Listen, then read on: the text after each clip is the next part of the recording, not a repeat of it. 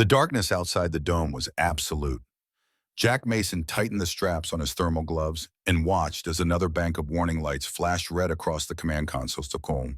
The storm had been growing stronger all evening, hurling sheets of ice against the reinforced windows of the small research station.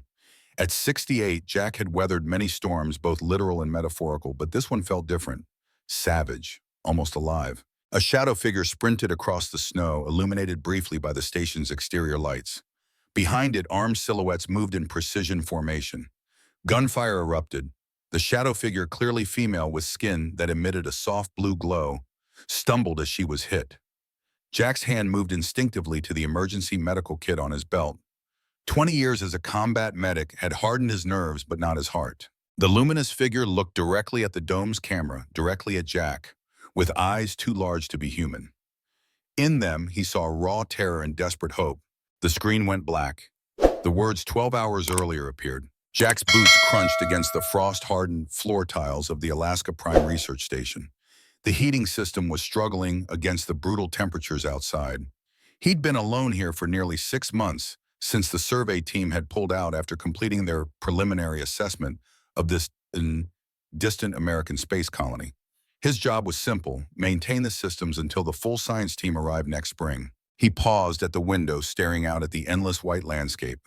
Alaska Prime had been an optimistic name for this frozen hell conjured up by government officials who'd never set foot here. The irony wasn't lost on Jack. After Sally died, he'd volunteered for this posting precisely because nobody else wanted it. Isolation was a comfort when your heart was already frozen. The photograph of Sally on his desk was worn at the edges from years of handling.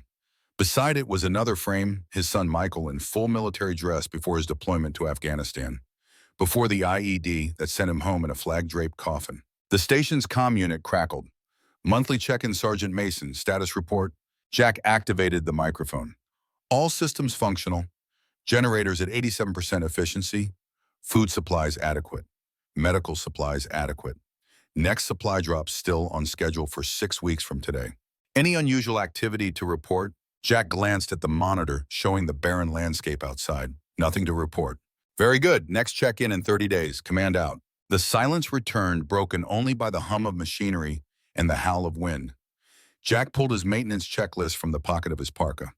The primary generator needed its weekly service, and with the storm intensifying, he couldn't afford any power failures. He moved methodically through the narrow quarters of the station, his mind drifting back to another time. The dust-choked streets of Fallujah in 2003, the weight of his medical pack, the sound of his commanding officer's voice. Stay focused, Mason. Your hands save lives when your mind stays in the present. The memory was like muscle memory, now emerging whenever he needed steadiness. As a combat medic attached to a special forces unit, Jack had learned that panic was as deadly as any wound. He'd carried that lesson through 3 tours in Iraq and later into civilian life as an ER nurse. The generator room was significantly colder than the rest of the station. Jack's breath fogged before his face as he knelt beside the massive machine. Its rhythmic rumbling had become so familiar, he could diagnose problems just by listening like a doctor with a stethoscope. Something was off today, a slight irregularity in its pulse. He removed the access panel and immediately found the issue.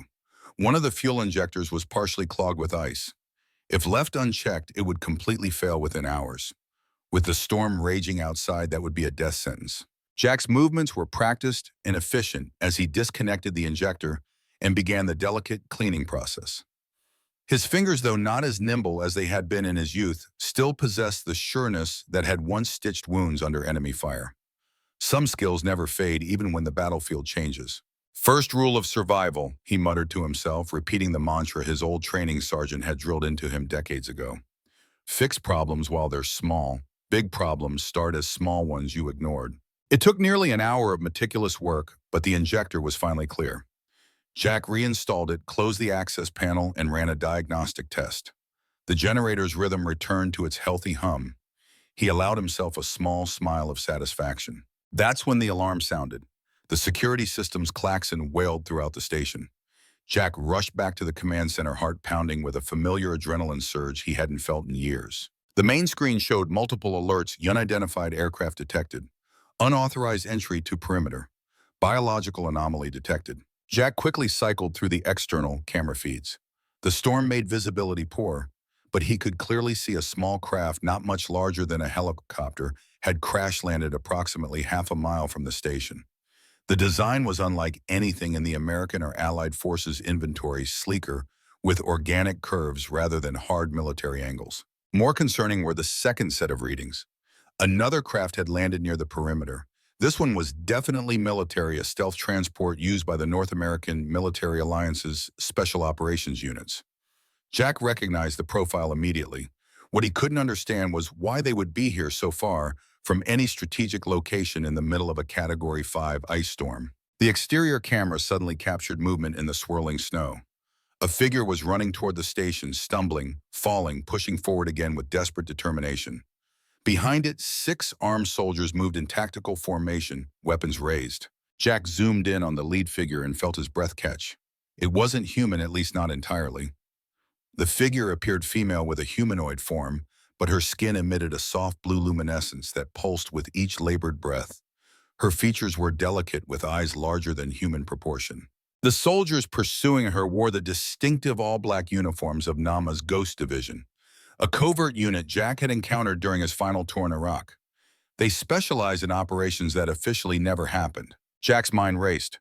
Protocol was clear: this was a military operation, and as a civilian contractor, he was to offer full cooperation and non-interference. But something felt wrong.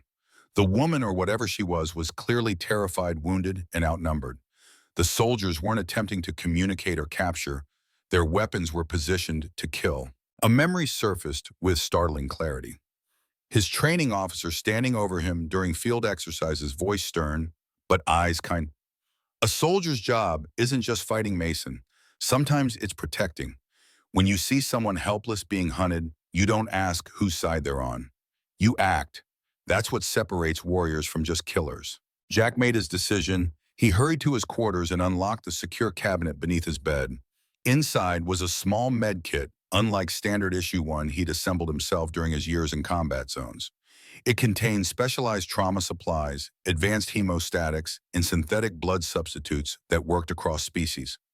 The military hadn't officially approved such kits, but combat medics in the field had learned that official protocols often lagged behind battlefield realities. Next, he accessed the station's defense systems. As a research outpost, Alaska Prime wasn't heavily fortified, but it did have basic security measures: motion sensors, reinforced doors, and a rudimentary active defense system designed primarily to ward off the planet's predatory wildlife. Jack quickly recalibrated the sensors to create false readings around the perimeter, programmed the lights to malfunction in a pattern that would confuse night vision equipment, and activated the station's emergency lockdown protocol with one critical modification. The primary entrance would remain accessible for exactly 30 seconds before sealing. Just enough time for one desperate refugee to get inside. The luminous figure was closer now, her movements growing more erratic as exhaustion and injury took their toll. The soldiers had spread out in a flanking pattern, clearly intending to cut off any escape route. They were professionals, Jack noted grimly. Their tactics suggested extensive special forces training. He activated the station's external speakers. The sound of static would be indistinguishable from storm interference to the soldiers, but it would give the fleeing woman a directional beacon to follow. Then Jack triggered his false sensor readings. On the soldiers' tactical displays, it would appear as if multiple heat signatures had suddenly appeared on the far side of the station, as if the woman had somehow multiplied or rendezvoused with allies. It was a basic misdirection technique Jack had learned from a communications specialist during the Battle of Tikrit. The tactic worked. 4 of the 6 soldiers immediately changed direction, moving to intercept the phantom signals. The remaining 2 continued their pursuit, but now their formation was compromised. Jack watched the monitor intently. The woman seemed to understand the opportunity. Despite her injuries, she changed course slightly, heading directly for the station's main entrance. The distance closed rapidly: 500 yards, 300, 100. Jack released the emergency lock. The station's main door slid open, exposing the warmth inside to the howling storm. Snow and ice immediately began accumulating on the threshold. The woman stumbled through the entrance, collapsing onto the floor as the door sealed behind her. Her luminescent skin flickered like a failing light bulb, patches dimming to a dull gray before brightening again. Dark fluid blood, Jack presumed, though not the red of human hemoglobin, seeped from a wound in her side. Jack knelt beside her, medical training overriding all other concerns. I'm a medic, he said, knowing she likely couldn't understand him, but hoping his tone would convey his intentions. I'm going to help you. The woman's oversized eyes fixed on him, pupils dilating with fear or pain, perhaps both. She tried to move away, one hand raised defensively. Easy, Jack soothed, keeping his movements slow and deliberate. You're safe here, I'm not with them. He pointed to the wound on her side, then to his medical kit, and finally made a wrapping gesture around his own torso. Universal Sign Language for basic medical assistance. The woman hesitated, then gave a slight nod. Jack opened his kit and began assessing her injury. It appeared to be a projectile wound, not immediately life-threatening, but serious enough to require treatment. The biggest concern was the fluctuating luminescence of her skin, which Jack suspected might be an indicator of her physiological state. As he worked applying pressure to stop the bleeding and preparing an antiseptic solution, he kept one eye on the security monitor. The soldiers had regrouped and were now surrounding the station, their body language reflecting frustration and growing aggression. Jack knew it wouldn't be long before they attempted to breach the station. The security measures might delay them, but they wouldn't stop a determined Special Forces team. He needed to stabilize his patient and find a more secure location within the complex. The comm unit suddenly crackled to life. Research Station Alaska Prime. This is Colonel William Morris, North American Military Alliance Special Operations. We know you've harbored a fugitive biological entity. You are ordered to surrender this entity immediately. This is a matter of national security. Jack froze. William Morris. The name struck him like a physical blow. 22 years ago in Tikrit, Colonel Morris. Then Captain Morris had been the commanding officer who abandoned 3 wounded soldiers during a reconnaissance mission gone wrong. Jack, serving as the unit's medic, had disobeyed direct orders to stay with the extraction team and had gone back for the wounded men. All 3 survived because of his actions. Morris had attempted to have Jack court-martialed for insubordination, but the testimony of the rescued soldiers had resulted in the charges being dismissed. Morris had never forgiven him for that humiliation. And now, after all these years, fate had placed Jack directly in the man's path once again. Jack deliberately left the communication unanswered. Instead, he focused on completing the emergency treatment for his unexpected patient. He applied a synthetic sealant to the wound, a product developed for use on non-human diplomatic species that had proven effective across a wide range of physiologies. The woman's luminescence stabilized, somewhat pulsing now, in a steady rhythm that Jack took to be a positive sign. Her breathing remained labored but less desperate. With the immediate medical crisis temporarily addressed, Jack helped the woman to her feet. We need to move deeper into the station, he explained, gesturing toward the interior corridors. It's safer there. She seemed to understand, nodding weakly as she leaned against him for support. As they moved away from the entrance, Jack heard the first impacts of breaching equipment against the station's exterior door. Morris and his team weren't wasting any time. Jack led the woman through the labyrinthine corridors toward the station's maintenance bay. It was the most defensible location, only one entrance, thick walls designed to contain potential mechanical failures and independent environmental controls. If they had to make a stand, that would be the place. Mason, Morris's voice boomed through the station's comm system. I know it's you in there. Station manifest lists Jack Mason as sole occupant. Don't make this harder than it needs to be. The entity you're harboring is dangerous, a biological contagion risk. Hand it over and no charges will be filed against you. Jack knew better than to believe anything Morris said. If the woman truly represented a biological threat, Morris's team would be in full containment gear. Their standard tactical equipment told a different story. The maintenance bay door slid open as they approached. Jack helped the woman inside, then sealed the door behind them and engaged the local security to override, a precaution he'd implemented during his first month at the station, born of old combat habits that had never quite faded. He eased the woman onto a makeshift bed he quickly assembled from emergency thermal blankets and spare parts. Her luminescence had strengthened slightly, which he hoped indicated improvement. My name is Jack, he said, pointing to himself. Jack Mason.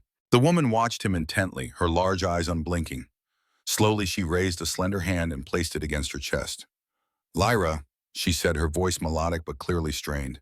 I am Lyra. Jack blinked in surprise. You speak English. Lyra shook her head slightly. Learn quickly. From mind. She gestured weakly toward her head, then toward Jack. Before Jack could process this information, the station's security system blared another warning. The exterior door had been breached. Morris and his team were inside. Jack checked the security feed on a small portable monitor. 6 soldiers in tactical gear had entered the station, moving with the practiced precision of veteran operators. Morris led them, his silver hair, the only indication of the decades that had passed since Jack had last seen him. His face was as hard and uncompromising as Jack remembered. "Sweep the facility," Morris ordered. "Find the alien and Mason. Non-lethal tactics for Mason. I want him alive. The alien is expendable if it resists." Jack's jaw tightened. Morris hadn't changed, still willing to sacrifice lives when they became inconvenient. He turned back to Lyra, who was watching him with evident concern. "Bad men. Come," she said. It wasn't a question. "Yes," Jack confirmed, "but they'll have to find us first, and I've learned a few tricks about staying hidden." He managed a reassuring smile. Military experience has to be good for something in retirement. Jack quickly activated several security protocols he'd modified during the long empty months at the station. The internal sensors would show false heat signatures throughout the complex. The communication system would broadcast phantom radio chatter, suggesting multiple occupants, and the lighting would malfunction in patterns designed to disorient and confuse. These were all techniques Jack had learned during his tours in Iraq, not from official training, but from the desperate improvisations of soldiers on the ground who found that survival often depended on skills not taught in any military manual. "Need warmth," Lyra said suddenly, her voice faint as her luminescence dimmed noticeably. "Human warmth to survive." Jack frowned, not entirely understanding. "The temperature? You need it warmer." Lyra shook her head with visible frustration at the communication barrier. She reached out and placed her hand against Jack's forearm. Immediately, her luminescence brightened, pulsing outward from the point of contact. "Connection," she managed. "Life energy. My people need connection." Jack began to understand. Her species apparently required some form of energy transfer or connection with other living beings, perhaps explaining why she had sought out the station rather than hiding in the wilderness. Isolation would literally kill her. "Like this?" Jack asked, covering her hand with his own. Lyra nodded, her breathing easing slightly as the contact continued. "Helps. Temporary." The security monitor chimed. Morris's team had reached the residential section of the station and was methodically searching each room. They would reach the maintenance bay within minutes. Jack needed more information. "Why are they hunting you, Lyra? What do they want?" Lyra's large eyes clouded with what appeared to be grief. "My people, Lumina, we carry knowledge. Here." She tapped her temple. "They want to take, use as weapon." Her simple explanation confirmed Jack's suspicions. This wasn't about biological containment. Morris was after something far more valuable, apparently some form of knowledge or ability the Lumina possessed. Something that could be weaponized. Some things never changed. Different war, different enemy, same old story, powerful men seeking more power regardless of the cost. Jack checked the monitor again.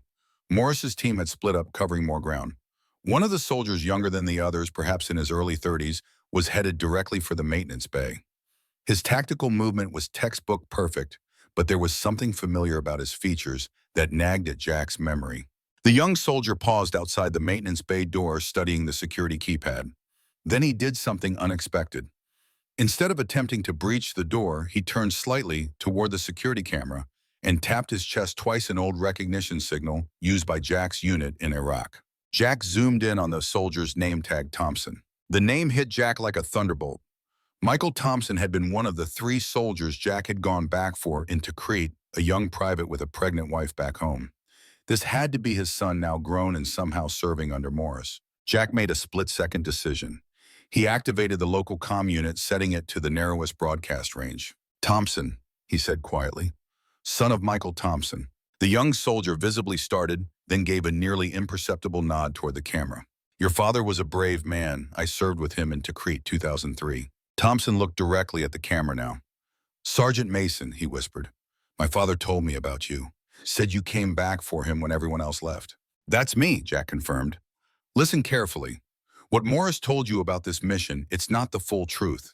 The being he's hunting isn't a biological threat. Morris wants to exploit her people's knowledge as a weapon." Thompson hesitated, conflicted loyalty evident in his expression. "How can you know that, sir?" "Because I've seen this pattern before. In Tikrit, in Fallujah. Men like Morris don't change their stripes.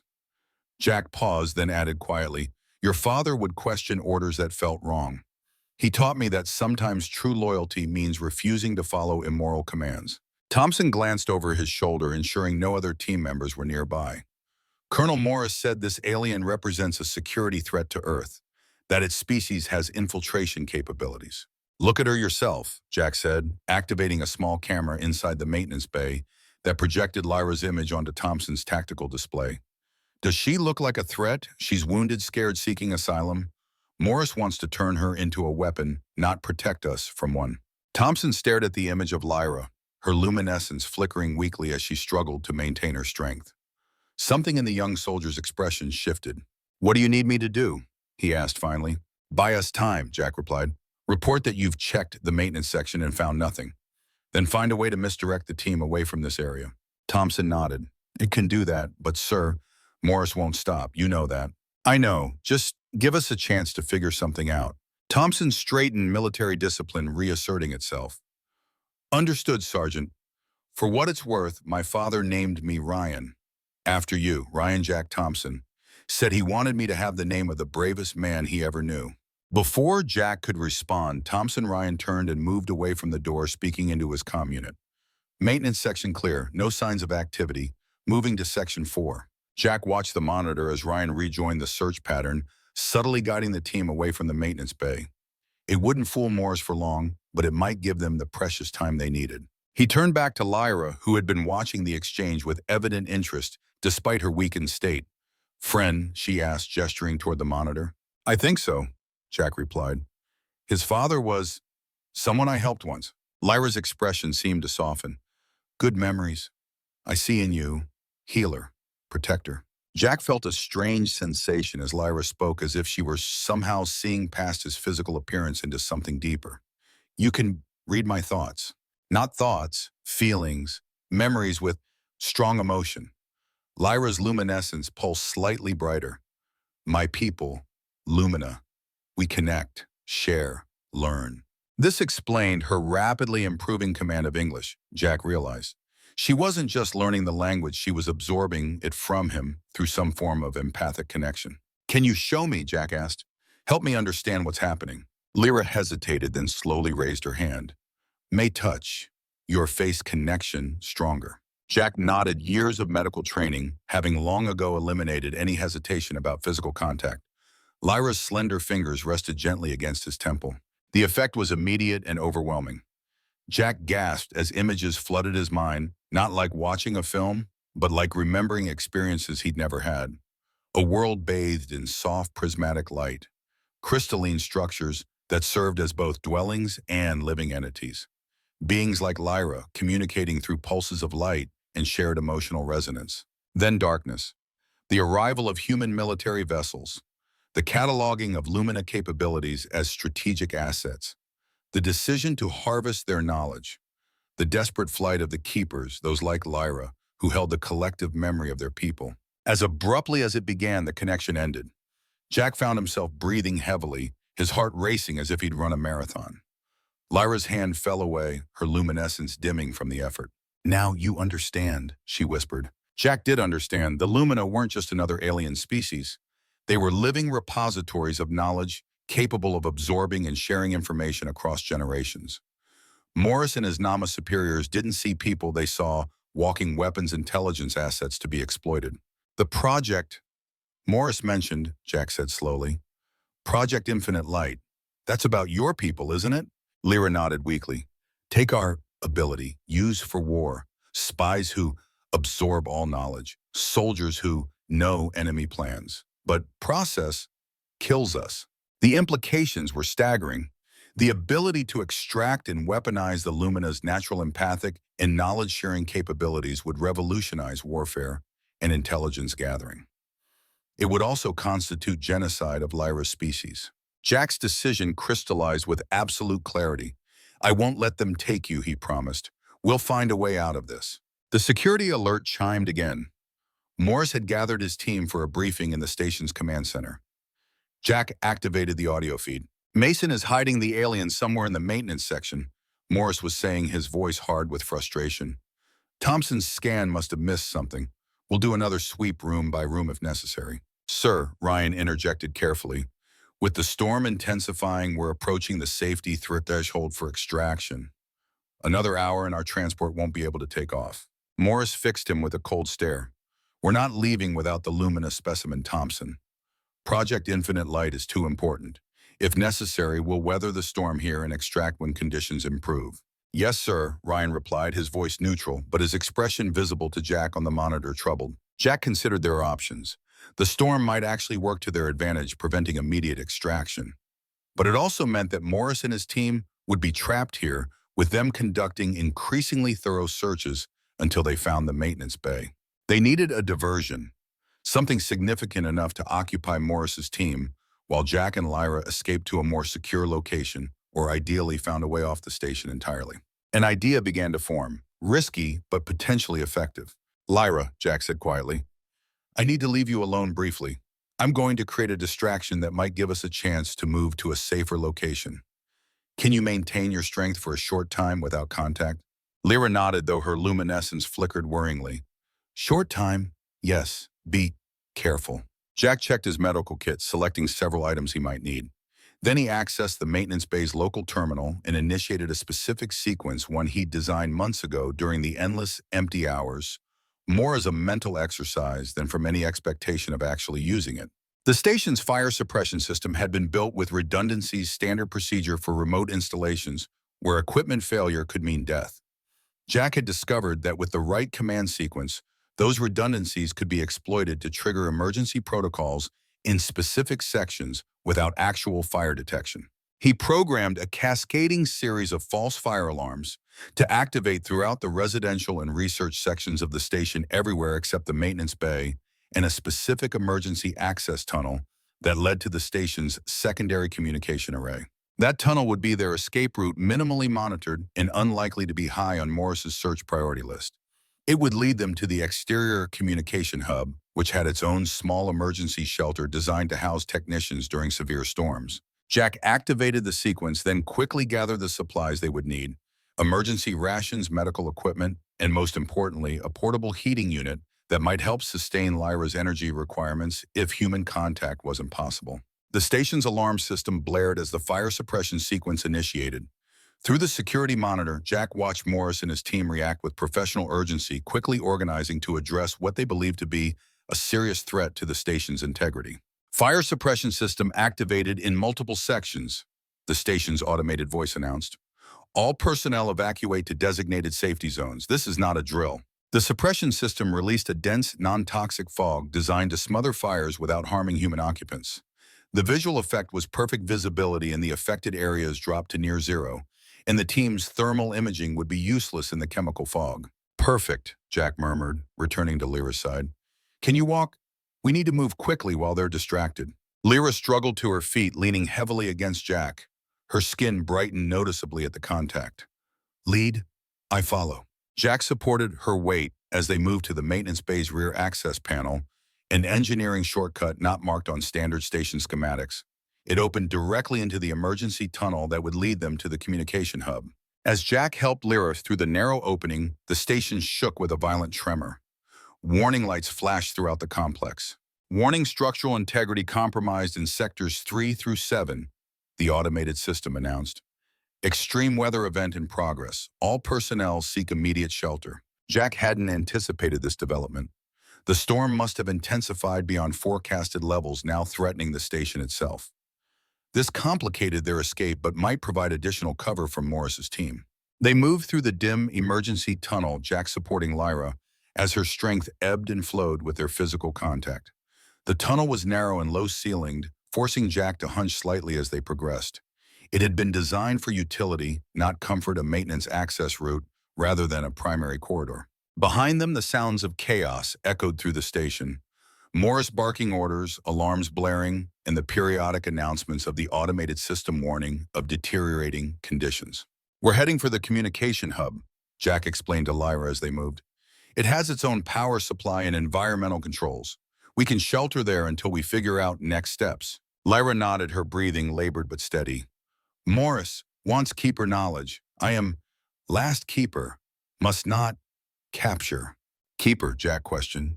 You mentioned that in the vision you shared. I hold collective memory, our history, science, culture. Lyra's large eyes reflected the dim emergency lighting. If I die, all is lost. My people, forgotten. The responsibility she carried was staggering, an entire civilization's knowledge and heritage contained within one being. No wonder Morris wanted her. The military applications were obvious, but the scientific and cultural value was beyond calculation. They had covered perhaps half the distance to the hub when another more violent tremor shook the station.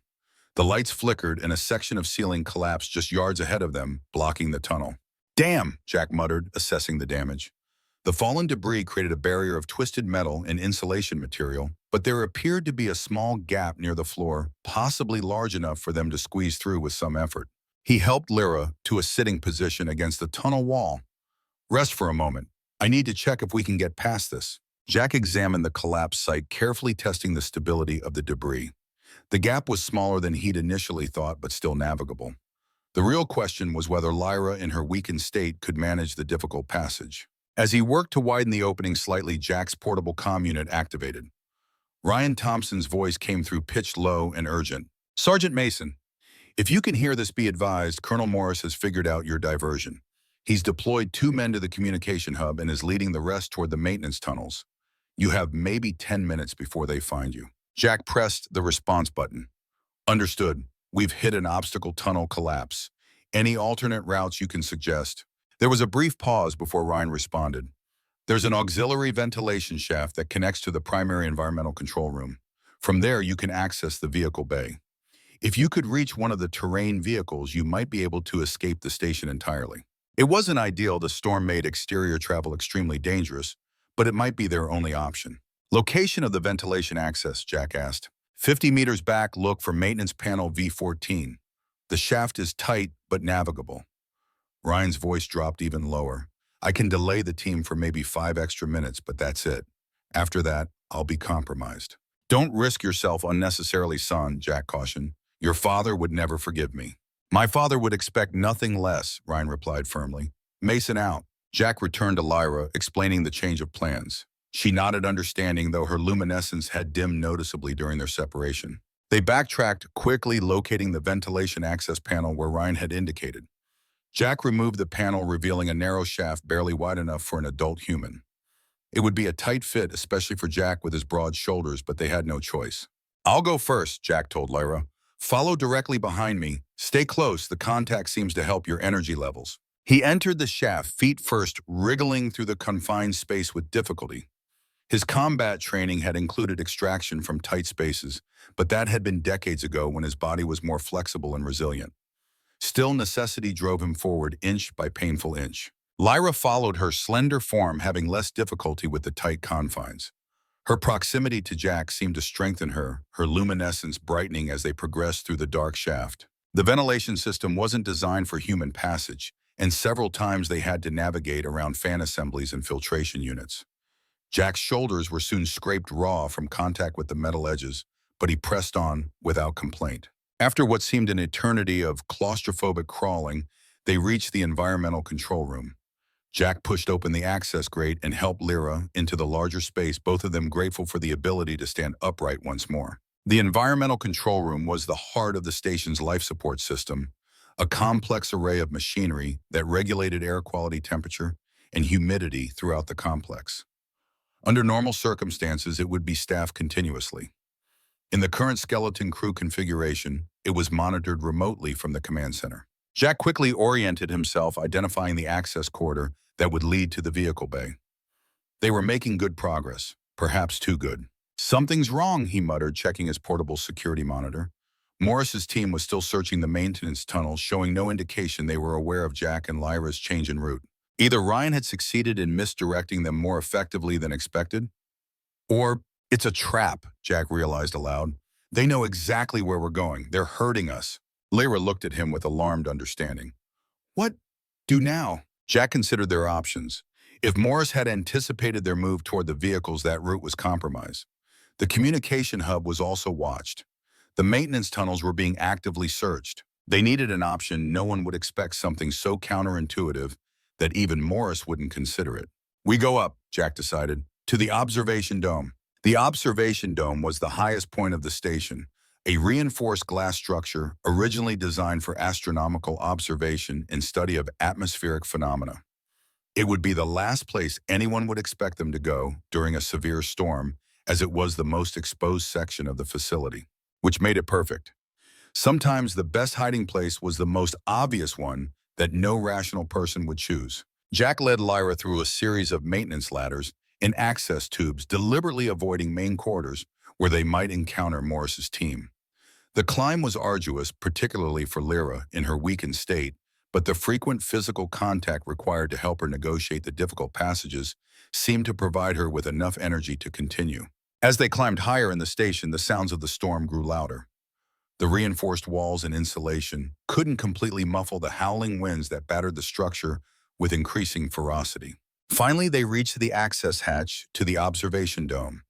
Jack hesitated before opening it. Once inside, they would be visible from multiple angles if anyone thought to check the security feeds for that area. But it also offered a 360-degree view of the surroundings, meaning they couldn't be approached without warning. "Ready?" he asked Lyra. She nodded, her large eyes reflecting determination despite her obvious fatigue. Jack opened the hatch and helped her through. The observation dome was dark, illuminated only by emergency lighting and the occasional flash of electrical discharges in the storm clouds outside. The transparent alloy of the dome's construction creaked under the assault of wind and ice, but held firm, a testament to the engineers who had designed it to withstand the planet's extreme conditions. Jack sealed the hatch behind them and engaged the local security override, a procedure he had implemented throughout the station during his months of solitary maintenance work. Old combat habits died hard, and the practice of securing exit routes had become second nature during his tours in Iraq. The dome offered no real comforts, just a few observation stations with specialized equipment and two contoured chairs designed for long periods of sky gazing. Jack helped Lyra to one of these chairs, noting with concern how her luminescence flickered with increasing irregularity. "Rest," he urged. "We should be safe here for a while." Lyra's large eyes fixed on him with an intensity that seemed to penetrate beyond physical sight. "You risk much for stranger." Jack smiled slightly. "I've got a bad habit of helping people I'm not supposed to. Got me in trouble my whole career." "Not trouble," Lyra corrected softly. "Honor, I see, in your memories. Lives saved. Pain eased."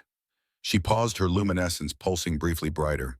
"Your son was same, brave, kind." The mention of Michael sent a sharp pang through Jack's heart. "You saw him." "In my memories." Lyra nodded. "When we connected, his light, still strong in you." She struggled visibly to find the right words. "Not gone, changed form." It was perhaps the most comforting thing anyone had said to Jack about his son's death. Not empty platitudes or awkward sympathy, but a simple statement of perceived truth from a being who experienced reality differently than humans. Before Jack could respond, his portable security monitor chimed. Morris had figured out their location and was redirecting his team toward the observation dome. They had perhaps 5 minutes before company arrived. "We need a new plan," Jack muttered, scanning the dome for options. There weren't many. The only exit was the hatch they had entered through, and the transparent walls offered no concealment.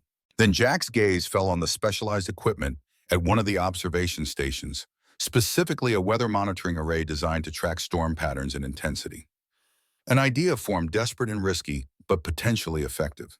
"Lyra," he said urgently, "you said your people can absorb and share knowledge. How quickly can you learn to operate Earth technology you've never seen before?" Lyra considered the question. "With direct contact, minutes, depending on complexity." "Good enough," Jack decided, leading her to the monitoring station. "I need you to learn how this system works, specifically how to modulate its transmitter to broadcast on military emergency frequencies."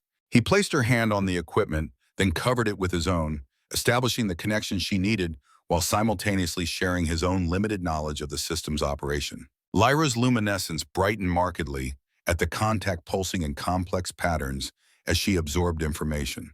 Her large eyes narrowed in concentration. "I understand," she said after a moment, her English notably more fluid than before. "This system, I can adapt it. Create emergency beacon." "But why?" Jack explained his plan quickly.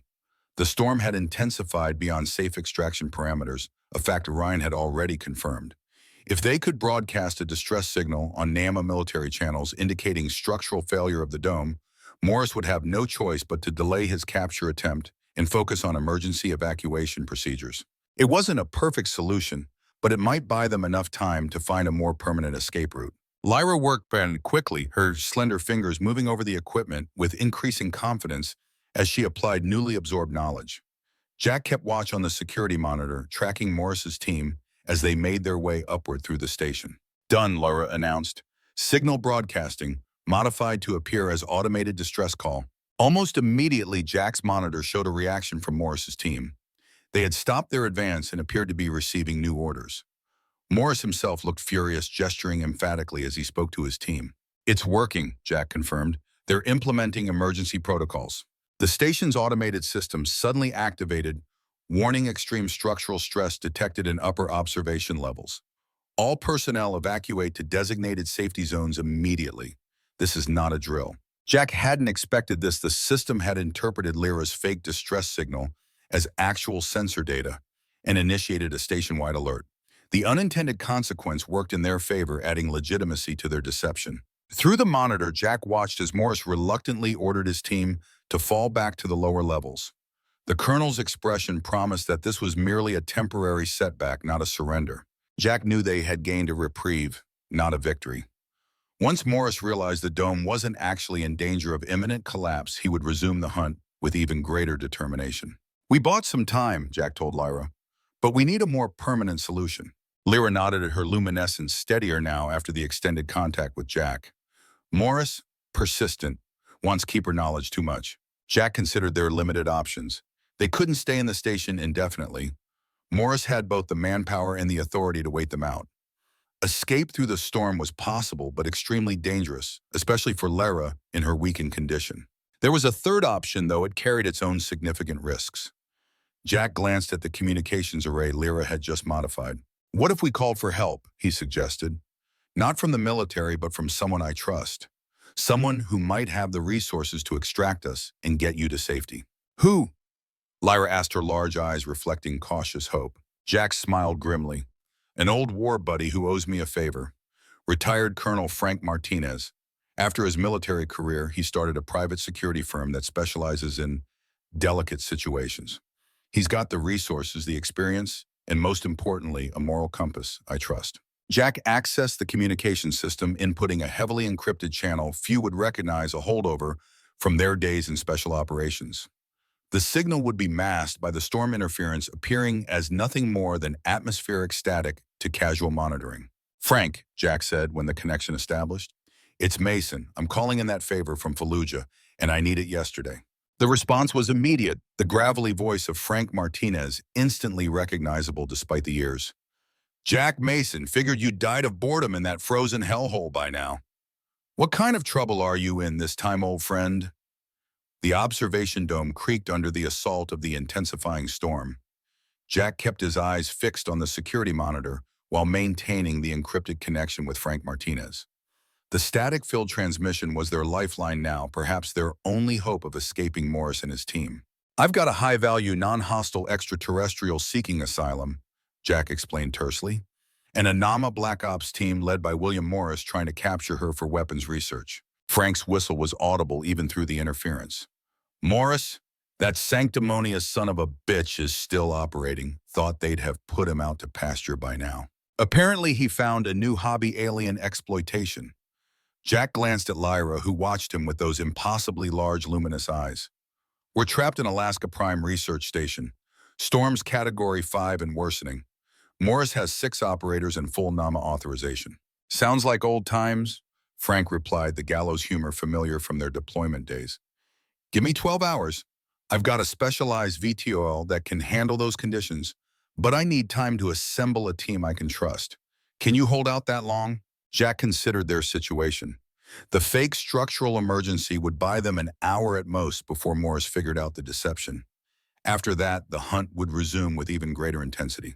We'll manage, Jack said with more confidence than he felt. Just hurry. Always do. Keep your head down, Mason. Martinez out. The communication ended, leaving them alone with the howling storm and the knowledge that Morris was regrouping somewhere below. Jack turned to Lyra, noting that her luminescence had dimmed again, the brief strengthening from their contact, while operating the equipment already fading. "We've got help coming in," he told her, "but we need to survive for about 12 hours. How are you holding up?" Lyra's expression was difficult to read. Her features followed a human template, but with subtle differences that made emotional interpretation challenging. Nevertheless, Jack recognized determination when he saw it, regardless of species. "I will endure," she said, her voice stronger and more fluent than before. "The connection helped. I learned quickly with direct contact." Jack nodded. "Then we should make the most of it. Tell me about your people, the Lumina. The more I understand, the better I can help." He extended his hand, palm up, an invitation rather than a demand. Lyra hesitated only briefly before placing her slender, luminescent fingers against his. The connection blossomed immediately, not as overwhelming as the first time, but still intensely vivid. Jack felt rather than saw the history of the Lumina unfold in ancient species that evolved on a world bathed in the light of twin suns. Their natural luminescence had developed as both communication and defense, allowing them to blend with their bright environment while sharing information through patterns of light. Over millennia, this ability had evolved into something far more profound: the capacity to absorb, store, and transfer knowledge through direct contact. Each Lumina was born with the innate potential to become a living library of experiences and information, though only a select few, the keepers, were trained to hold the most essential cultural and scientific knowledge of their entire civilization. "You're one of these keepers," Jack said, understanding dawning as the connection revealed Lyra's role. "The last one." Lyra nodded, her luminescence pulsing with what Jack now recognized as sorrow. "Our world, discovered by human explorers 5 years ago. Initial contact peaceful, cultural exchange, then military interest." The images continued to flow. Nama research teams arriving initially under the guise of diplomatic missions. The discovery of the Lumina's extraordinary abilities. The first attempts to harvest their knowledge through forced extraction rather than voluntary sharing. The devastating results. "The process kills you," Jack whispered, horrified by what he was witnessing. "They're literally draining your life force along with the information." "Yes." Lyra's luminescence flickered darkly. "Our bodies' minds connected. Cannot separate knowledge from life energy. Voluntary sharing safe controlled. Forced extraction fatal."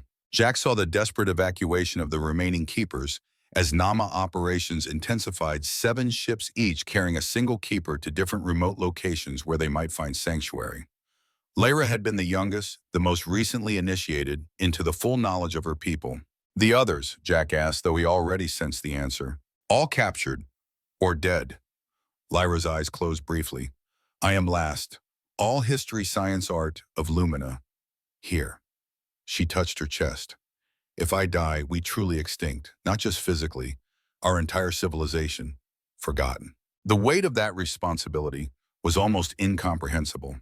Jack had seen the horrors of war, had witnessed the destruction of villages and communities, but never the potential eradication of an entire civilization's collective knowledge and history. The connection faded as Lyra withdrew her hand, clearly exhausted by the effort of sharing so much. Her luminescence had dimmed further, taking on an alarming grayish tinge in places. "You need to conserve energy," Jack said, his medical training asserting itself. "What can I do to help strengthen you?" "Proximity helps," Lyra explained. "Direct contact best. Your species, strong life energy, compatible with Lumina." Jack considered their options. The observation dome was secure for the moment, but they couldn't stay there indefinitely. They needed to find a location where they could remain hidden for the next 12 hours somewhere, with access to supplies that might help sustain Lyra's strength. The medical bay would have been ideal, but it was certainly being monitored by Morris's team. The research labs might contain equipment that could be adapted to generate energy patterns compatible with Lumina physiology, but reaching them would mean traversing heavily patrolled areas of the station. Their best option was the geothermal regulation room, a seldom-used facility that monitored the station's heat exchangers.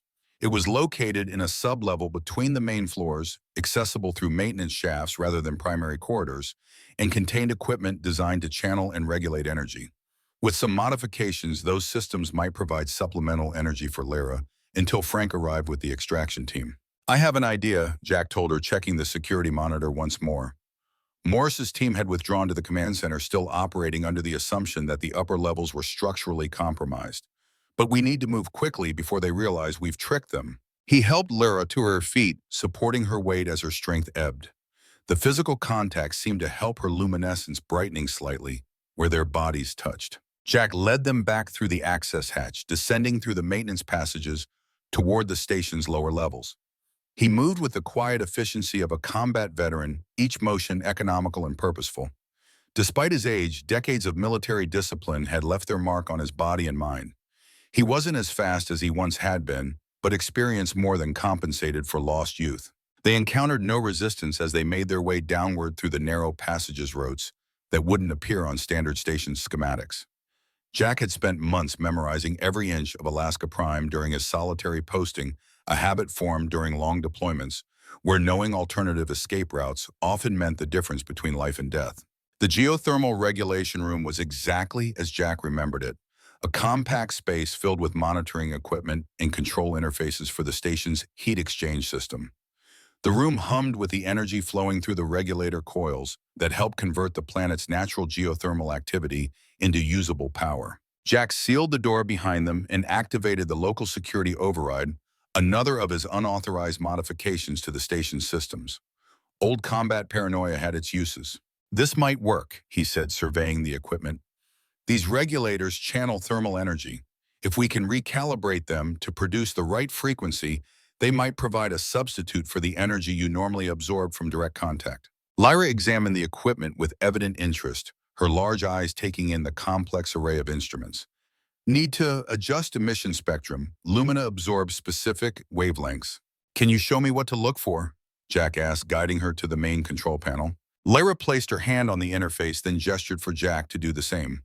The connection formed immediately, but this time Lyra controlled the flow of information, showing, rather than telling him, the specific energy patterns that would be compatible with her physiology. Jack worked quickly, using his maintenance access to override the safety protocols on the regulatory system. What he was attempting wasn't precisely dangerous, but it definitely fell outside standard operating parameters. The station's automated systems would flag the unusual activity eventually, but they might have an hour or more before that happened. As he worked, Jack kept one eye on the security monitor. Morris and his team were still in the command center, but their body language had changed. The initial urgency of the evacuation order had passed, and Morris was studying the station schematics with suspicious intensity. It wouldn't be long before he realized the structural alert had been a ruse. "There," Jack said finally as the last adjustments were made. "This should produce an energy field similar to what your people naturally absorb. It's not perfect, but it might help sustain you until our extraction arrives." He activated the modified regulator. A soft, barely perceptible hum filled the room as the equipment channeled energy in patterns it had never been designed to produce. For a moment, nothing seemed to happen. Then Lyra's luminescence began to respond, brightening and stabilizing as she absorbed the artificial energy field. "It works," she said, visible relief in her voice. "Not same as direct contact, but helps. Thank you." Jack allowed himself a moment of satisfaction. It was the kind of improvised solution he'd specialized in during his military career, using available resources in unorthodox ways to address immediate problems. His commanding officers had often been simultaneously impressed by his ingenuity and infuriated by his disregard for standard protocols. "We should be secure here for a while," Jack said, checking their supplies. He'd grabbed emergency rations and medical equipment during their journey through the maintenance passages. "Time to rest and plan our next move." Lyra settled into a more comfortable position near the modified regulator, her luminescence pulsing with gradually increasing strength. Morris, persistent, will not stop. "No, he won't," Jack agreed grimly. "I've known men like him my whole career. They see the mission, not the cost. To him, you're an asset to be acquired, not a living being with rights." "You are different," Lyra observed. "Why?" The question was simple but profound. Jack considered it carefully, memories of his long military career surfacing unbidden. "I've seen what happens when we dehumanize others," he said finally. "In war, it's easy to stop seeing the enemy as people, but once you start down that road, it never leads anywhere good." He paused, old images flickering through his mind. "I was a combat medic. My job was saving lives, not taking them. Sometimes those lives belonged to people I was supposed to consider enemies. But pain doesn't care about uniform colors or which side you're fighting for." Lyra's expression showed understanding beyond mere comprehension of his words. Through their connection, she had glimpsed these experiences, the wounded soldiers, civilians caught in crossfire, even enemy combatants Jack had treated, despite orders to prioritize his own forces. Your son followed your path, she said softly, healer in war. Jack nodded, the familiar ache of loss temporarily overshadowed by pride. Michael was an army medic in Afghanistan. His unit hit an IED on patrol. He got everyone else out before his voice trailed off. Even after years, some wounds remained raw.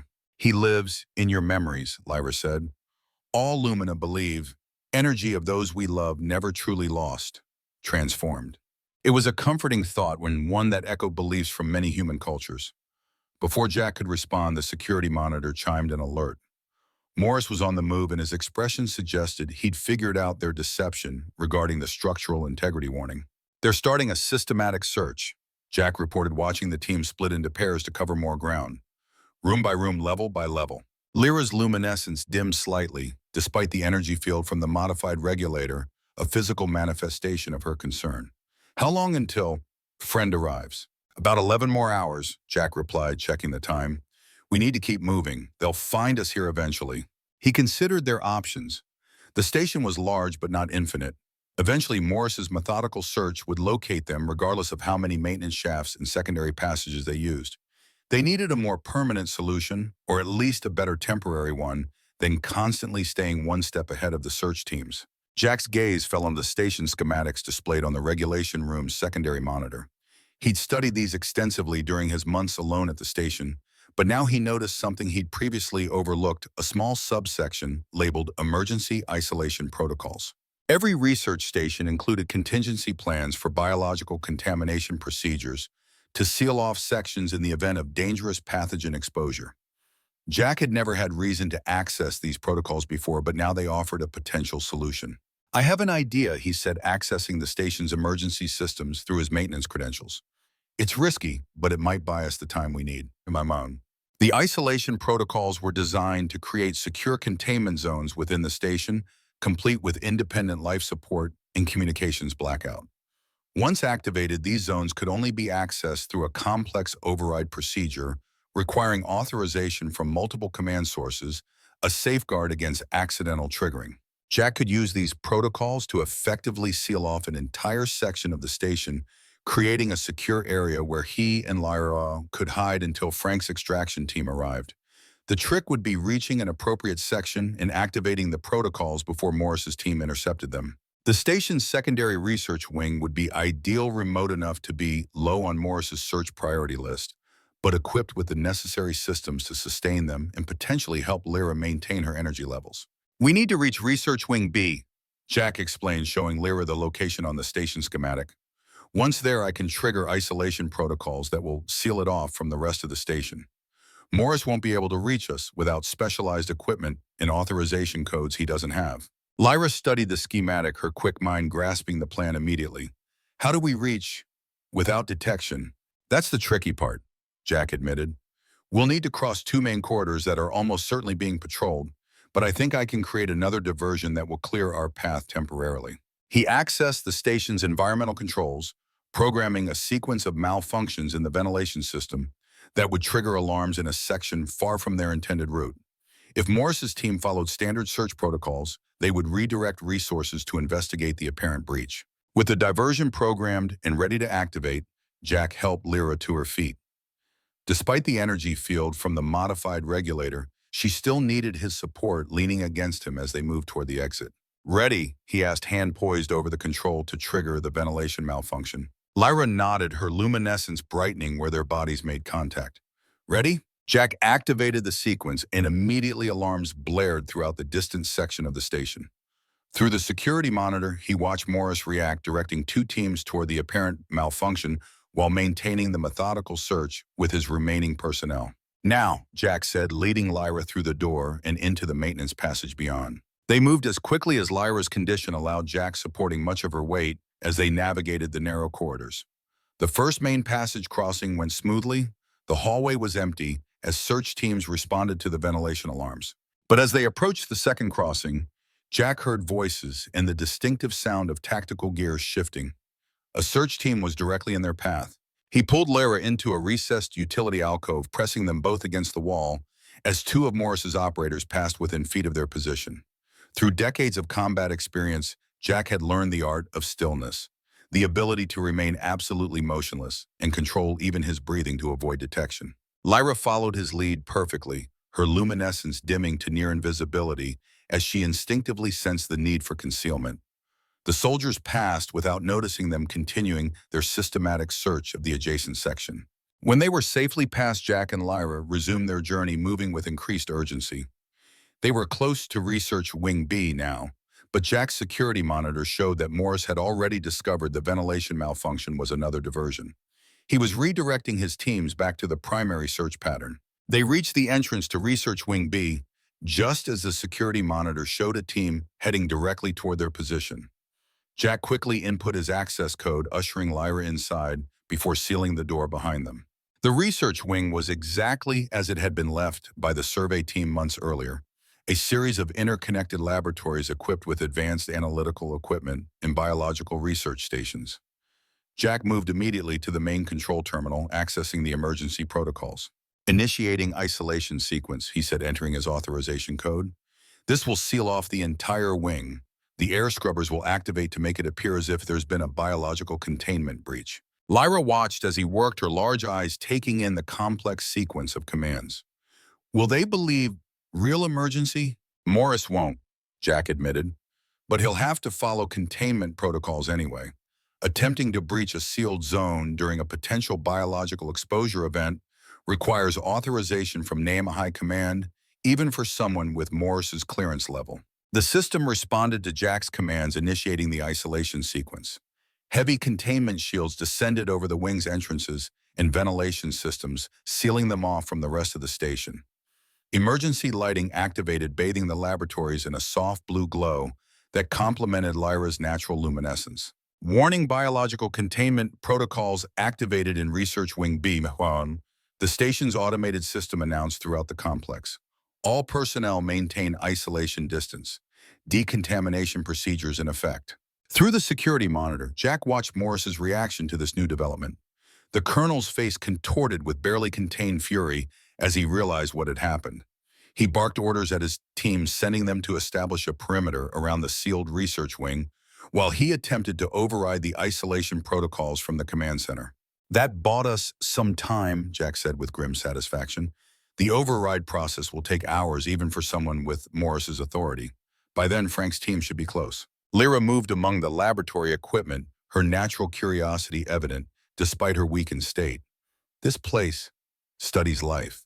That's right, Jack confirmed. The survey team was cataloging indigenous microorganisms in simple life forms from this planet.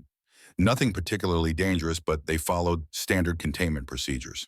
His gaze fell on one of the energy analysis station's equipment, designed to measure and replicate various energy signatures for biological research.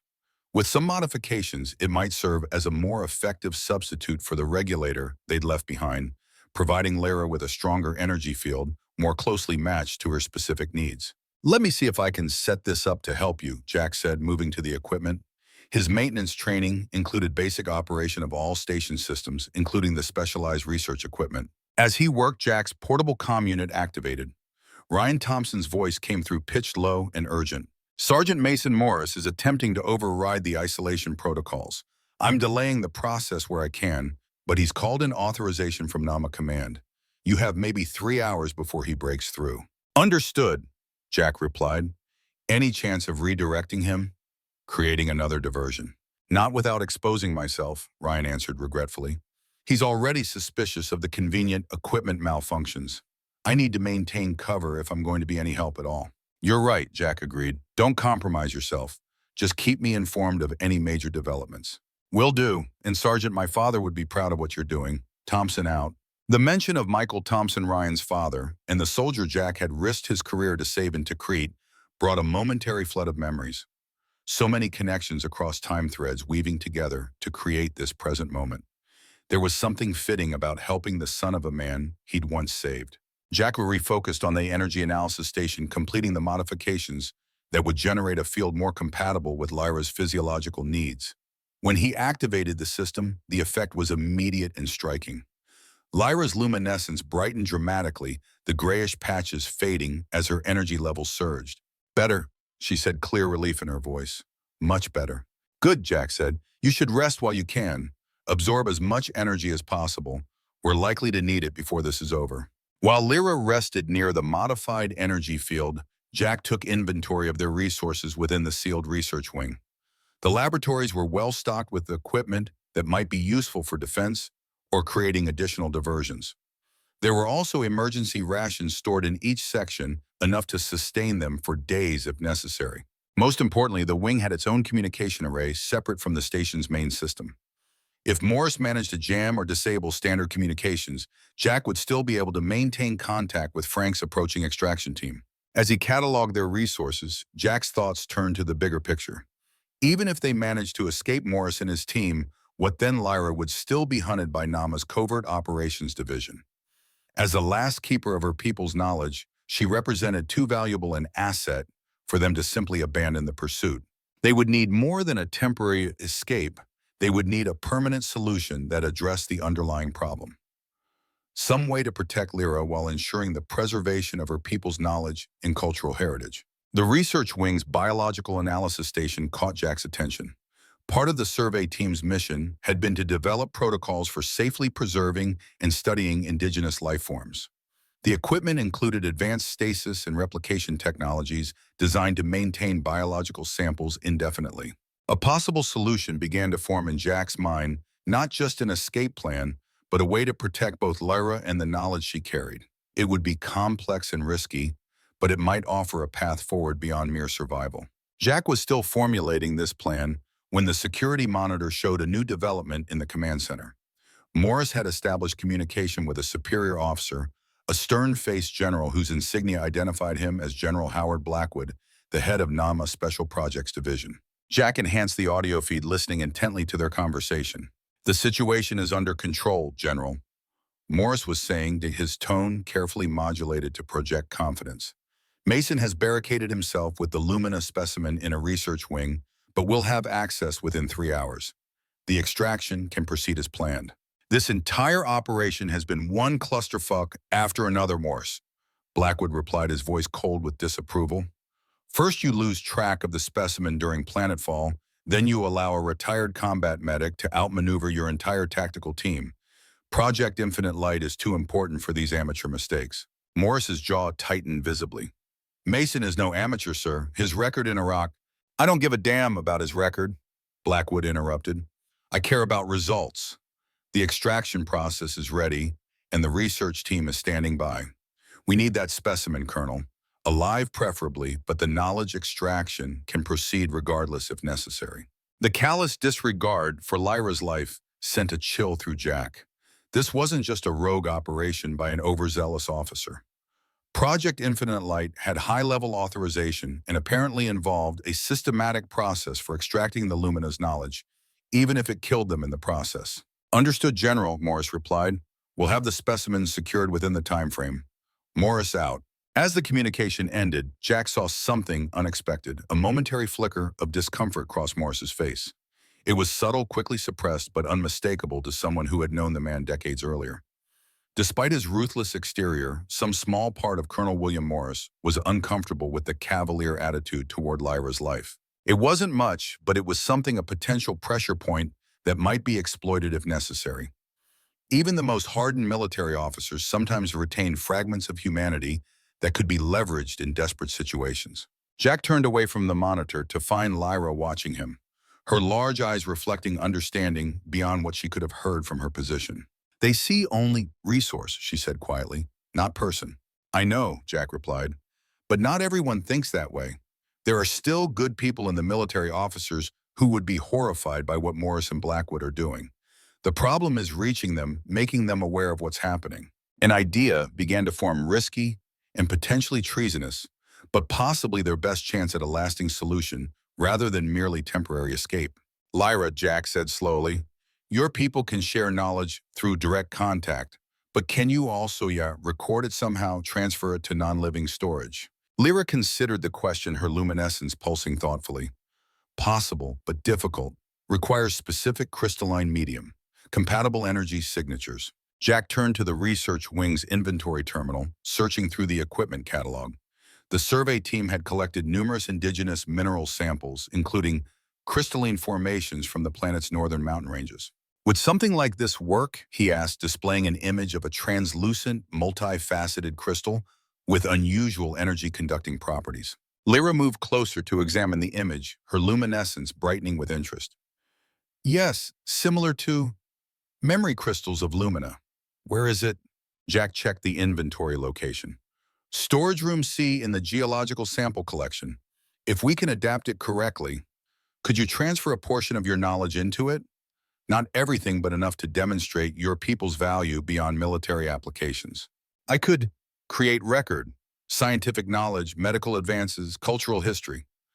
Lyra understood his intent immediately. Evidence of peaceful value. Exactly, Jack said. If we can create an undeniable record of the Lumina's contributions knowledge that could benefit humanity without exploitation, we might be able to shift this from a military operation to a diplomatic one. It was a long shot, but Jack had seen similar strategies work during his military career. Sometimes the best way to fight against an unethical operation wasn't direct confrontation, but changing the narrative entirely, moving the battleground from the physical to the political. They located the crystalline samples in the storage room. The formations were beautiful lattice-like structures that seemed to capture and refract light in complex patterns. Jack carefully removed several of the largest specimens, bringing them back to the main laboratory where Lyra waited. These will need modification, she explained, examining the crystals. Must align energy pathways, create proper receptive matrix. Jack's experience with the station's equipment allowed him to follow her instructions using the laser etching tools to carefully modify the crystalline structures according to her specifications. It was delicate work requiring steady hands and precise adjustments. As they worked, Jack kept one eye on the security monitor. Morris had assembled his team near the sealed entrance to the research wing. They were preparing breaching equipment while technicians attempted to override the isolation protocols from multiple access points. They're working faster than expected, Jack noted grimly. We may have less time than Ryan estimated. Lyra nodded, understanding, her fingers moving with increasing urgency as they prepared the crystals. When the modifications were complete, she held the largest specimen, carefully closing her oversized eyes in concentration. Need quiet, she whispered. Complete focus. Jack stepped back, maintaining watch on the security feeds while Lyra began the knowledge transfer process. Her luminescence intensified dramatically, converging in pulsating patterns that flowed down her arms and into the crystal. The mineral structure responded, beginning to glow with an internal light that mirrored Lyra's own luminescence. The process was clearly taxing. Lyra's form trembled with effort, her normally smooth light patterns becoming erratic as she channeled massive amounts of information into the receptive crystal. Jack watched with concern, ready to intervene if the strain became too great, but Lyra maintained her focus with remarkable determination. After nearly 20 minutes of intense concentration, the transfer completed. Lyra slumped forward, exhausted, as the crystal continued to pulse with stored energy and information. Jack moved quickly to support her, helping her to a nearby chair. Are you all right? He asked, medical training asserting itself as he checked her vital signs as best he could with unfamiliar physiology. Weakened, but will recover, she assured him. Crystal now contains medical knowledge, cures for human diseases, clean energy technology, historical record of first contact, evidence of peaceful intentions. Jack examined the crystal with wonder. Such a small object now containing knowledge that could potentially transform human medicine and technology, knowledge freely given rather than forcibly extracted. This could change everything, he said. If we can get this to the right people, legitimate scientists as diplomatic personnel, it creates a completely different narrative about the Lumina. Lyra's expression showed both hope and caution. Some will still want military applications. Power always attracts power seekers. True, Jack acknowledged, but it's harder to maintain a black ops exploitation program once legitimate civilian scientists are involved. Sunshine is the best disinfectant, as they say. The security monitor chimed an alert. Morris's technical team had made significant progress overriding the isolation protocols. The estimated breach time had shortened to less than an hour. Simultaneously, Jack's encrypted communicator activated with a message from Frank Martinez. Inbound ETA 90 minutes. Weather's worse than expected. Hold position if possible. The timing was going to be tight. Too tight. Morris would breach the research wing before Frank's extraction team arrived. They needed another delaying tactic. Jack studied the research wing's systems looking for options. The biological research equipment included several devices designed for creating controlled environmental conditions, including atmospheric composition modulators that could alter the gas mixture within sealed chambers. I might be able to buy us some more time, Jack said, moving to the environmental control system. If I flood the area immediately outside the wing with a non-toxic but incapacitating gas mixture, it could delay their breach attempt. He programmed the atmospheric modulator to synthesize a specialized gas compound, one he'd seen used for riot control during his later deployments. It wouldn't cause permanent harm, but would induce temporary respiratory distress and disorientation, forcing Morris's team to don protective gear and follow decontamination protocols before proceeding. This will slow them down, Jack explained, as he completed the programming sequence. But it won't stop them completely. We still need to be ready to move when Frank's team arrives. Lyra had recovered somewhat, her luminescence stabilizing, though still dimmer than normal. She carefully stored the knowledge-containing crystal in a protective container, securing it within Jack's medical kit. If capture inevitable, she said solemnly, crystal must reach right people, more important than my survival. Jack shook his head firmly. Both are important. The crystal proves the value of cooperation, but you're the living embodiment of your people. We're getting you out of here, both of you. He activated the gas release sequence. Through the security monitor, he watched as the colorless compound flooded the area outside the research wing. Morris's team reacted with professional efficiency, donning emergency breathing apparatus, but the operation was unavoidably delayed as they implemented contamination protocols. Morris himself was visibly furious, barking orders at his subordinates while securing his own protective gear. The colonel's face was red with anger and exertion, his patience clearly at its breaking point. That should buy us at least 30 more minutes, Jack said with satisfaction. Now we need to prepare for the final phase meeting, Frank's extraction team, when they arrive. The research wing extended to the station's exterior wall with emergency exit hatches designed for evacuation in case of catastrophic containment failure. Under normal circumstances, opening these hatches would trigger multiple alarms and containment countermeasures. But with the wing already under isolation protocols, Jack could override those systems using his maintenance credentials. We'll exit through emergency hatch 3, he explained to Lyra, showing her the location on the station schematic. It's the furthest from Morris's current position and closest to the landing zone Frank will likely use. Lyra studied the schematic, committing the route to memory with remarkable speed. Storm still? Dangerous? Very, Jack confirmed grimly. The exterior temperature is well below survivable levels without proper protection. We'll need to use the emergency exposure suits from the hazard locker. The exposure suits were designed for brief emergency evacuations, not extended excursions in extreme weather conditions. They would provide maybe 20 minutes of protection against the deadly cold outside. Frank's team would need to be precisely on time and exactly at the designated coordinates. Jack gathered the necessary equipment, exposure suits, emergency beacons, the modified energy source for Lyra, and most importantly, the crystal containing the transferred Lumina knowledge. Everything essential had to be ready for immediate deployment when the moment came. As they completed these preparations, Jack's encrypted communicator activated again. Mason, it's Frank, approaching final vector. Storm's giving us hell, but we're pushing through. Be ready for extraction in exactly 47 minutes at the following coordinates. Jack checked the provided location against the station schematic. That's about 200 yards from emergency hatch 3. We can make it, but it'll be close. The security monitor showed Morris's team had recovered from the gas dispersion and resumed their efforts to breach the research wing. Their progress was steady now, the isolation protocols failing one by one as they applied specialized override equipment. They'll be through in about 30 minutes, Jack estimated. We need to be ready to move as soon as they breach. There's a secondary maintenance passage that connects to the emergency hatch.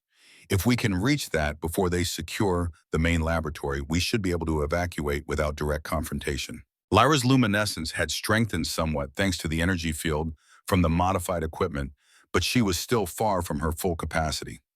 The knowledge transfer had taken a significant toll on her already depleted reserves. I will be ready, she assured him, though Jack noted the effort it took for her to maintain her composure. As they finalized their preparations, Jack's portable comm unit unexpectedly activated. Ryan Thompson's voice came through tense and hurried. Sergeant Mason Morris has ordered lethal force if you resist. He's received direct authorization from General Blackwood to terminate both you and the alien if necessary to secure the knowledge asset. I can't delay them any longer without exposing myself. Jack had expected as much. Morris and Blackwood were too committed to Project Infinite Light to let ethical concerns stand in their way. Understood, Ryan? Stay safe and maintain your cover. You've done more than enough. Good luck, sir, Ryan replied, genuine concern in his voice. Thompson out. Jack turned to Lyra, who had heard the exchange. Her large eyes reflected understanding of their increasingly desperate situation. Morris will not take chances now, she observed quietly. Kill rather than risk. Another escape. That's why we need to avoid direct confrontation, Jack agreed.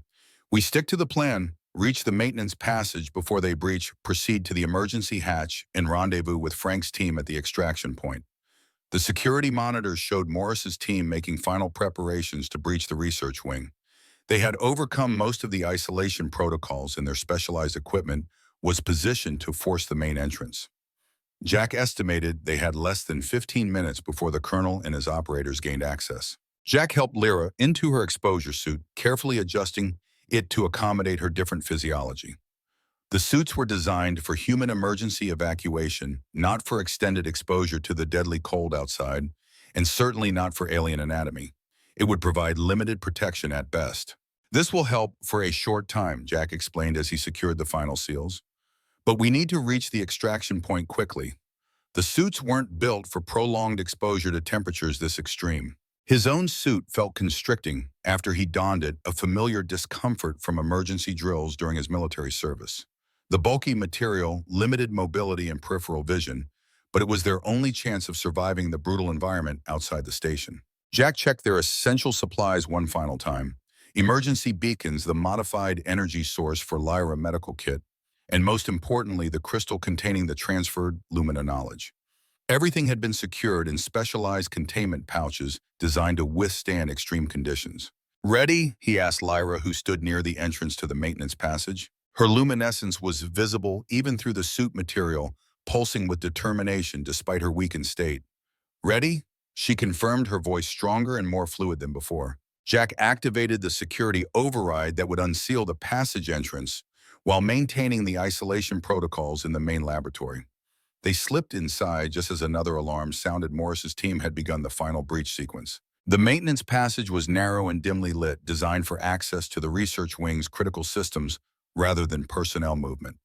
They moved as quickly as the confined space, and their bulky suits allowed Jack leading the way with the practiced efficiency of a combat veteran.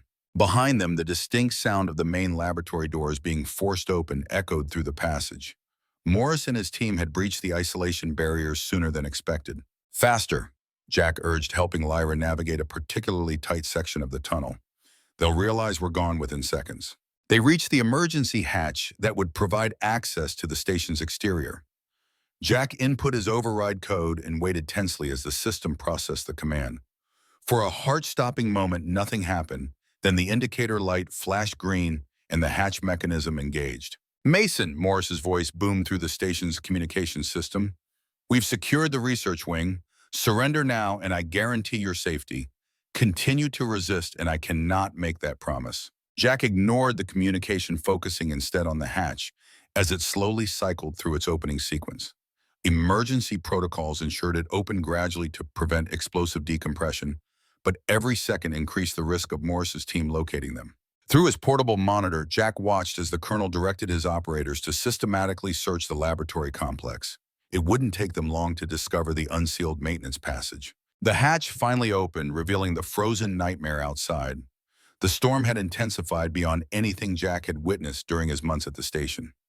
Wind-driven ice particles moved horizontally through the air with such force they seemed almost solid, and visibility was reduced to mere yards. Stay close, Jack instructed, securing a tether between his suit and Lyra's. If we get separated in this, we're both dead. They stepped outside, and the full fury of the storm immediately assaulted them. The wind was a physical force, threatening to knock them off their feet with each punishing gust.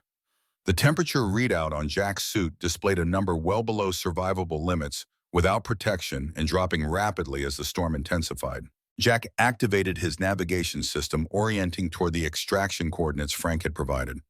The display showed approximately 200 yards to their destination, a relatively short distance under normal conditions, but potentially lethal in the current environment.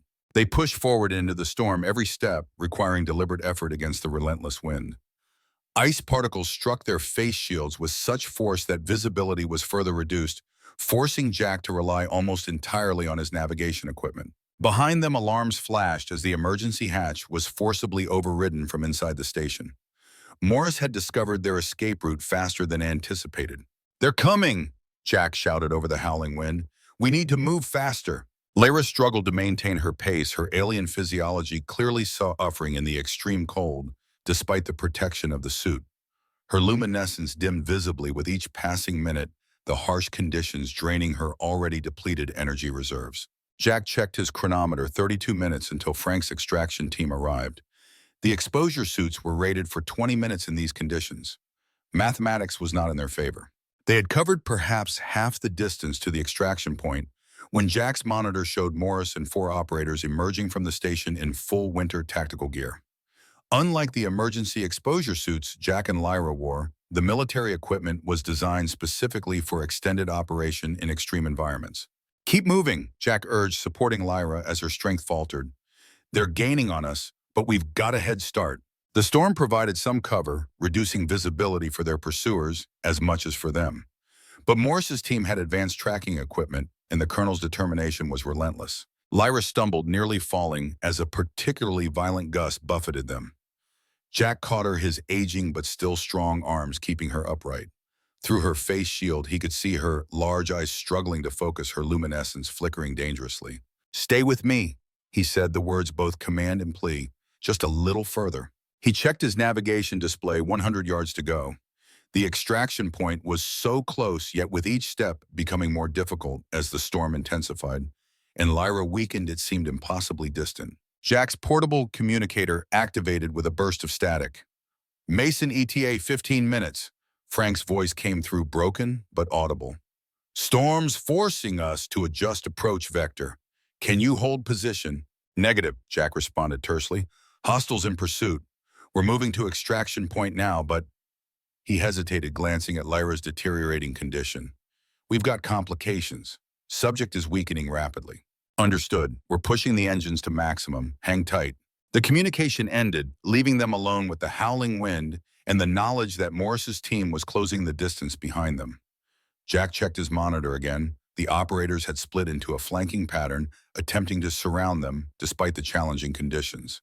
Morris clearly wasn't taking any chances this time. If his team managed to encircle them before Frank arrived, there would be no escape. Jack's military training asserted itself, old tactical instincts surfacing as he assessed their increasingly desperate situation. They couldn't outrun Morris's team in the open, not with Lyra's failing strength and their inferior equipment. They needed cover, concealment, something to disrupt the pursuit pattern. The navigation display showed a geological formation approximately 30 yards off their direct path, a ridge of ice-covered rock that might provide temporary shelter from both the storm and their pursuers' line of sight. "Change of plan," Jack told Lyra, adjusting their course toward the ridge. "We're going to ground until extraction arrives."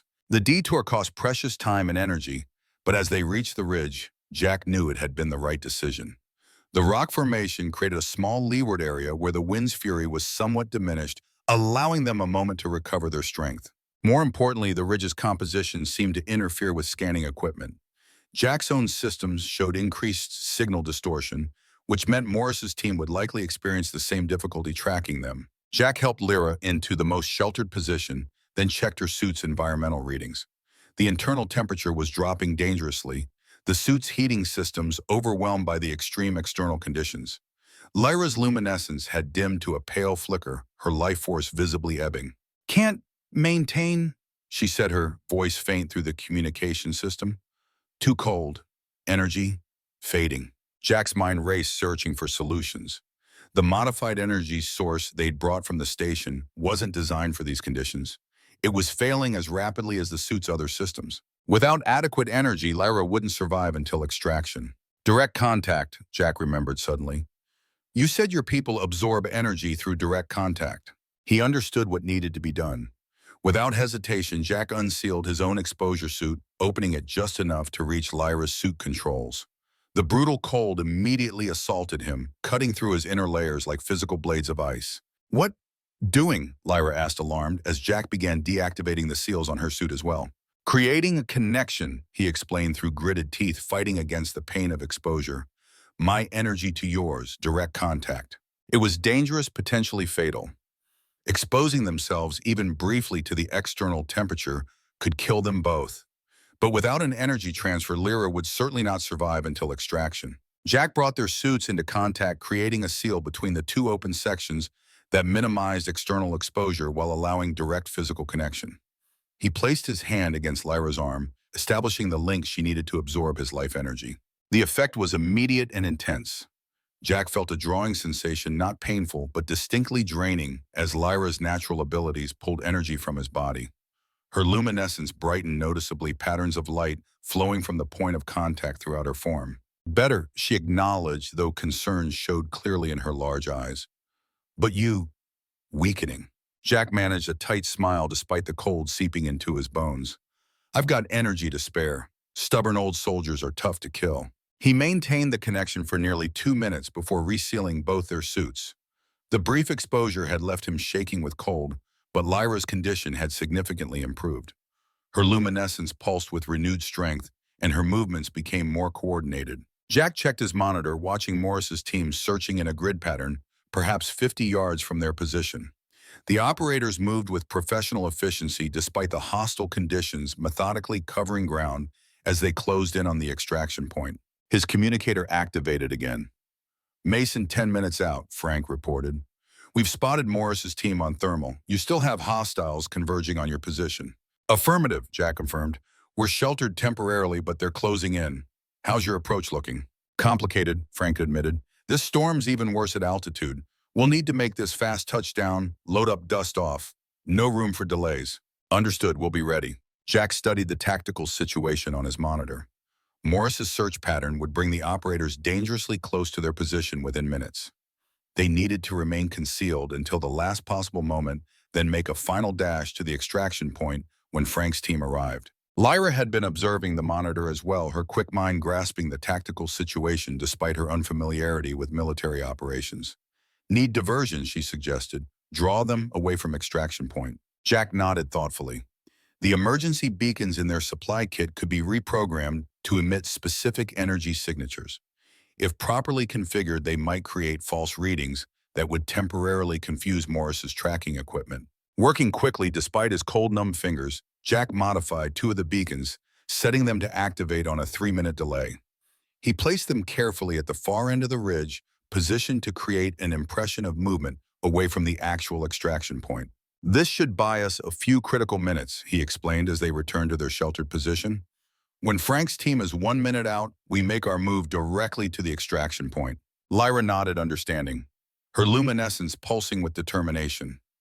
Despite everything she had endured, her spirit remained unbroken, a quality Jack had recognized in the finest soldiers he'd served with over the decades. The minutes passed with excruciating slowness, each one bringing Morris's team closer to their position while simultaneously reducing the time until extraction.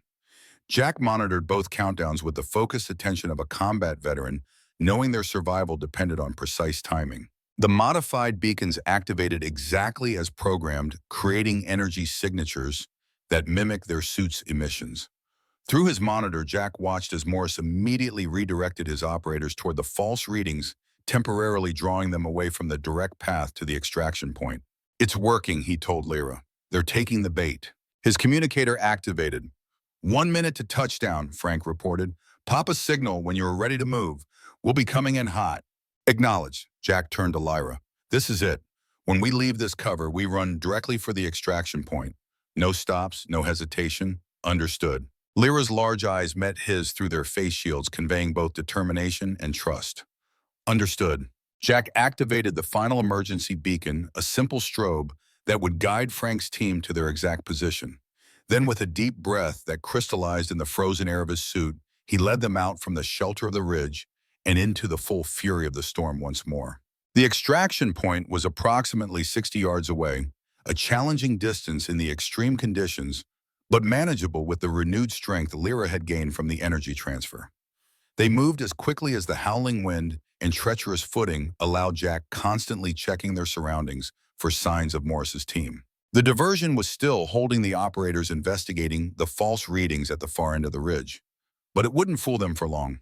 Professional operators like Morris's team would quickly realize they were tracking decoys rather than actual targets.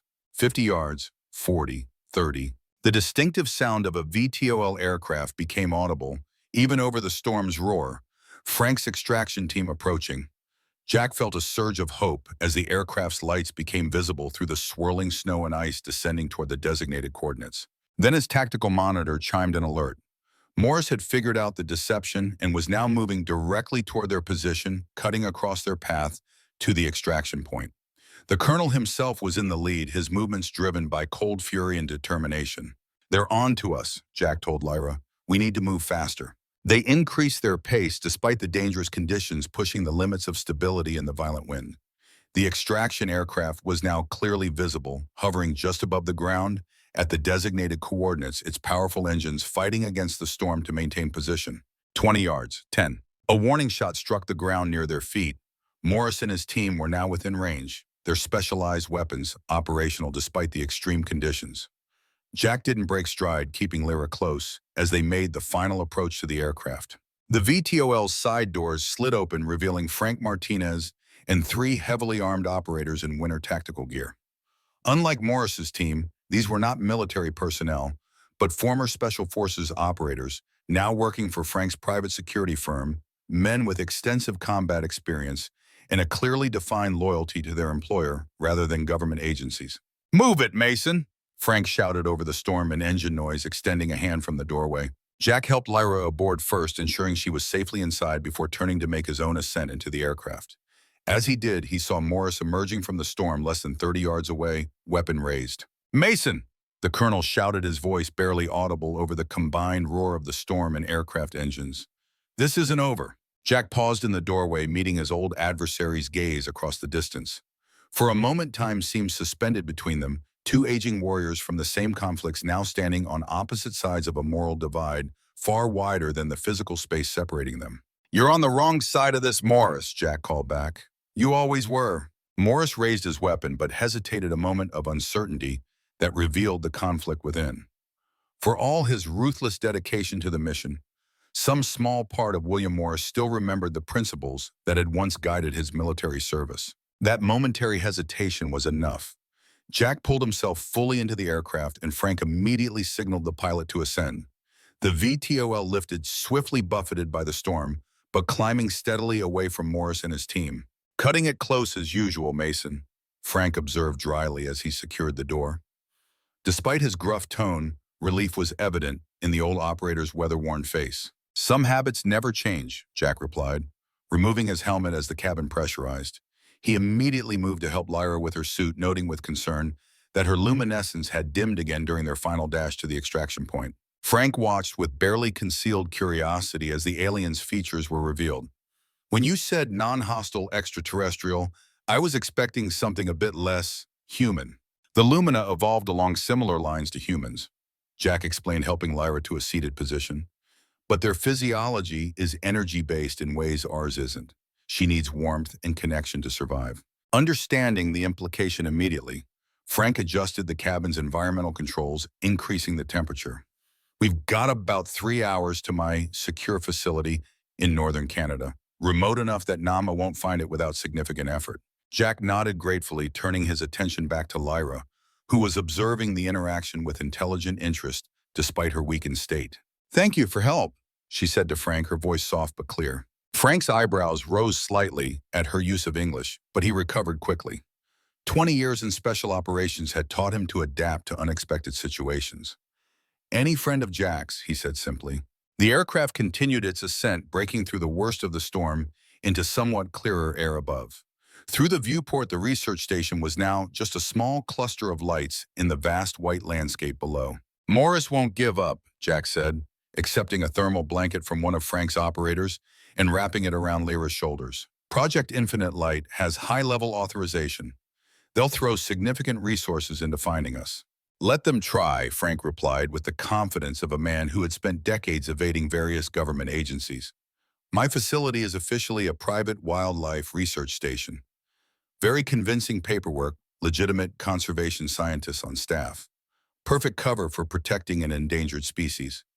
He glanced meaningfully at Lyra. Jack smiled slightly at the appropriate description.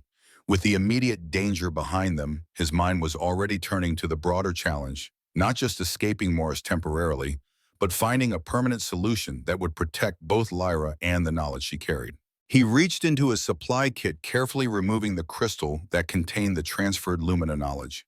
Even under the artificial lights of the aircraft cabin, it pulsed with an inner luminescence that mirrored Lyra's own. This is what they're really after, Jack explained, showing the crystal to Frank. A small portion of the Lumina's scientific and cultural knowledge freely given rather than forcibly extracted. Frank examined the crystal with professional interest. And I'm guessing this is your insurance policy. Jack nodded. The right people need to see this: legitimate scientists, medical researchers, diplomatic personnel. Once the Lumina's knowledge is recognized for its potential to help humanity rather than weaponize it, Project Infinite Light becomes much harder to justify. Shifting from a black ops mission to a diplomatic issue, you saw, Frank observed thoughtfully. Not bad strategy, but you'll need to reach people with enough authority to make that shift happen and survive Morris's pursuit long enough to do it. That's where you come in, Jack said. I need secure communications with some old contacts people who still have the influence to raise this to the proper channels. Frank smiled grimly. Consider it done. I've still got connections from our Fallujah days, people who remember what real military honor looks like, not this black ops exploitation garbage Morris is running. Lyra had been listening to this exchange with evident interest. Your plan, wise, she said, her luminescence strengthening slightly as her energy slowly recovered in the warmer environment. Knowledge freely shared, always more valuable than forcibly taken. The simple truth of her statement resonated with both men. Veterans of conflicts where force had often proven less effective than cooperation and mutual respect. The aircraft continued northward, leaving the storm behind as they crossed into Canadian airspace. Jack allowed himself a moment of cautious optimism.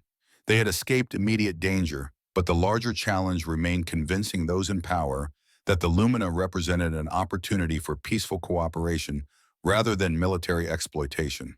Hours later, as the aircraft descended toward Frank's remote facility nestled in the northern wilderness, Jack stood beside Lyra at the viewport. Below them stretched an untouched landscape of forests and frozen lakes, beautiful in its isolation. Safe here, for now, Lyra observed, her English becoming more fluid as she recovered. For now, Jack agreed, but our real work is just beginning. The facility came into view, a modest compound designed to blend with its natural surroundings rather than dominate them. Solar arrays and wind turbines provided power, while the main buildings were constructed to minimize environmental impact. The perfect sanctuary for both research and discretion. As they landed and Frank's team prepared to transfer them inside, Jack received an unexpected communication on his secure channel. The sender identification showed Thompson R. Sergeant Mason. Ryan's voice came through, pitched low, as if he were speaking from a location where he might be overheard. Morris is furious, but something's changed. I overheard him arguing with General Blackwood.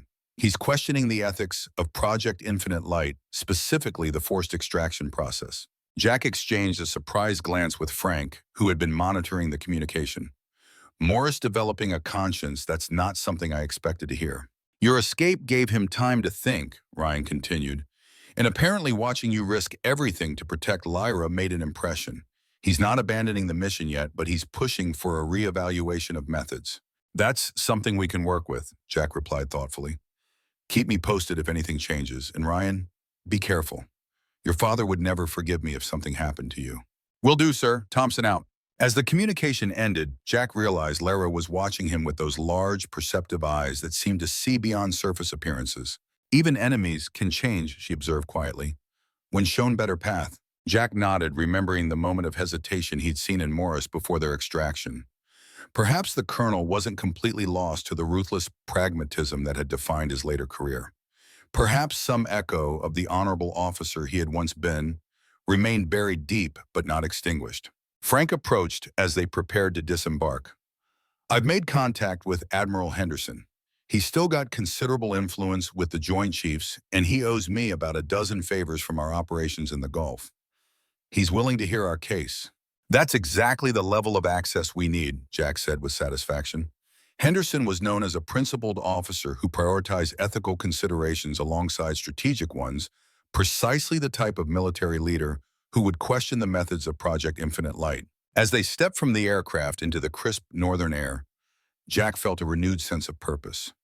Their escape had been merely the first step in a larger mission, one that might ultimately determine not just Lyra's fate, but the nature of humanity's relationship with the Lumina people.